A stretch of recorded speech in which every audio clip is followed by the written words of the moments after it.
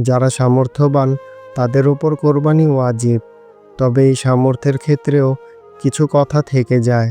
অনেক মুসল্লি আছেন যারা পুরো একটা পশু কোরবানি দেওয়ার সামর্থ্য রাখেন না। তারা সব সময় ভাগে পশু কোরবানি করে থাকেন। অনেক সময় পরিবারের সব ভাই বোন মিলে বা এলাকার কয়েকজন মিলে একটি পশু কিনে থাকেন কোরবানির জন্য।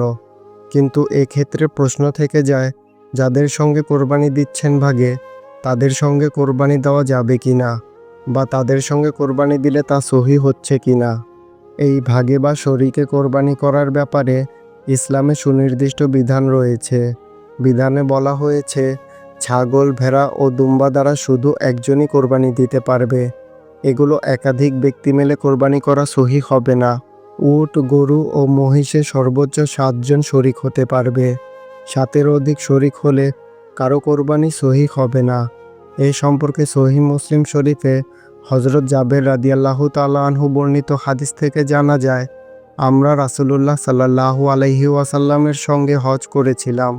তখন আমরা 7 জন একটি উট এবং একটি গরুতে শরিক হয়ে কোরবানি করেছি।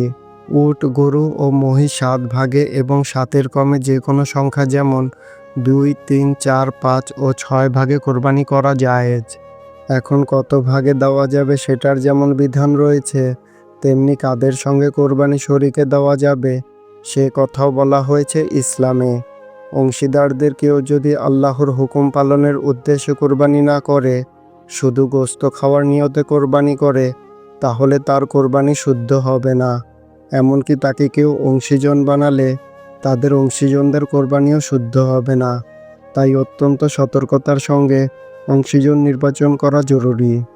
কেউ কেউ মনে করেন, যাদের ওপর কোরবানি ওয়াজিব নয় তারা কোরবানি করতে পারবে না।